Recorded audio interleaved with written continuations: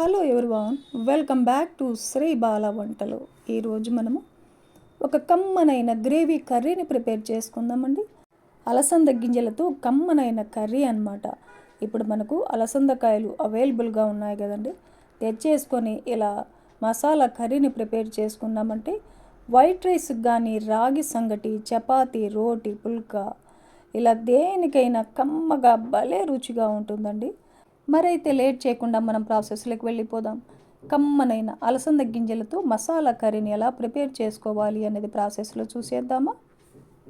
నేను ఇక్కడ అలసంద గింజల కర్రీ కోసం ఒక 1/2 kg అలసందకాయలు తీసుకున్నాను. ఇవన్నీ కూడా ఒలిచామంటే 1 కప్పు అలసంద గింజలు అయ్యాయన్నమాట.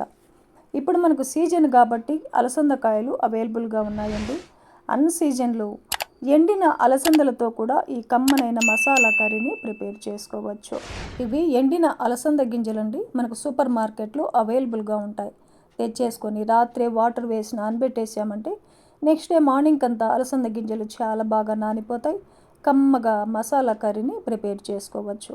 ఇప్పుడైతే మనము పచ్చి అలసంద గింజలతో కర్రీని ప్రిపేర్ చేసుకుందాం. ముందుగా మసాలాని ప్రిపేర్ చేసుకోవాలి. మిక్సీ జార్ పెట్టేసుకొని ఒక 2 టేబుల్ స్పూన్ల ఎండు కొబ్బరి ముక్కలను వేస్తున్నాను. ఎండు కొబ్బరి ప్లేస్లో మీరు పచ్చి కొబ్బరి ముక్కలైనా వేసేసుకోవచ్చు. 4-5 టేబుల్ స్పూన్లమైన వేరుశనగ గుళ్ళని వేయించి పొట్టు తీసేసి వేసేసుకుందాం. ఇప్పుడు కొద్దిగా స్పైసెస్ కూడా వేసేసుకోవాలి. ఒక బిర్యానీ ఆకు, 2 ఇలాచీ, 2 లవంగాలు ఇవన్నీ వేసేసుకొని 1.5 table spoon red chilli powder వేస్తున్నాను. మీరు మీ టేస్ట్ తగినట్టు రెడ్ చిల్లీ పౌడర్ని వేసేసుకోవచ్చు. వేయించిన 1 టేబుల్ స్పూన్ ధనియా పౌడర్ వేసేసుకొని మూత పెట్టేసి మిక్సీ పట్టేసుకుందాం. ఇలా మిక్సీ పట్టుకున్నాక ఒక ఉల్లిపాయని చిన్న చిన్న పీసెస్గా కట్ చేసి వేసేసుకుందాం.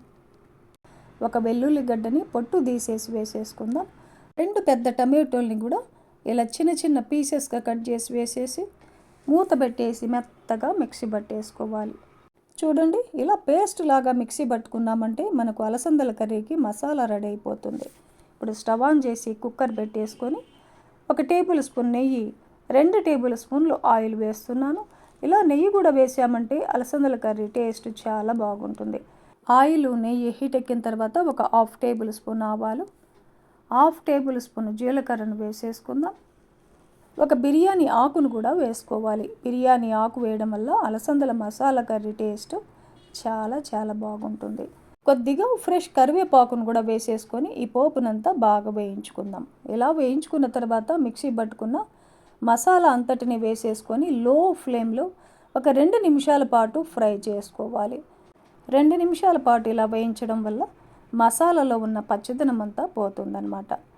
ఇలా వేయించుకున్న తర్వాత ఒలిచి పెట్టుకున్న 1 కప్పు అలసంద గింజలను వేసేసుకొని 1/2 టేబుల్ స్పూన్ పసుపు, టేస్ట్కి సరిపడా సాల్ట్ కూడా వేసేసుకొని కలిపేసుకుందాం. చూడండి, 1 నిమిషం పాటు ఈ మసాలా, అలసంద గింజలు ఇలా బాగా కలిపేసుకున్న తర్వాత అలసంద గింజలను ఏ కప్పుతో అయితే మనం కొలుచుకున్నామో అదే కప్పుతో 1.5 కప్పు వాటర్ వేసుకున్నామంటే ఈ గ్రేవీ కరెక్ట్గా సరిపోతుంది. వాటర్ వేసాక ఈ మొత్తాన్ని ఒకసారి బాగా కలిపేసుకొని టేస్ట్ చేయండి. సాల్ట్ సరిపోకపోతే అడ్జస్ట్ చేసుకోవచ్చు. మూత పెట్టేసి మీడియం ఫ్లేమ్లో 3 విజిల్స్ వచ్చేంత వరకు కుక్ చేసుకుందాం. 3 విజిల్స్ తర్వాత ఆవిరంతా పోయిన తర్వాత చూసామంటే చూడండి, ఆయిల్ అంతా పైకి వచ్చి గుమగుమలాడుతూ కమ్మనైన అలసంద గింజల మసాలా కర్రీ మనకు రెడీ అయిపోతుంది. మీరు కావాలంటే ఈ స్టేజీలో చిన్న చిన్న పీసెస్గా కట్ చేసిన ఒక 2-3 టేబుల్ స్పూన్లమైన కొత్తిమీరను కూడా వేసేసుకొని కలిపేసుకోవచ్చు.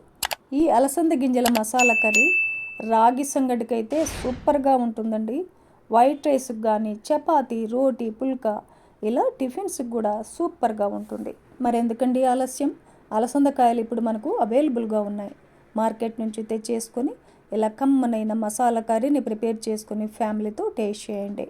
ఈ వీడియో నచ్చితే లైక్ చేయండి, షేర్ చేయండి, సబ్స్క్రైబ్ చేయండి. థ్యాంక్ యూ అండి. Thanks for watching.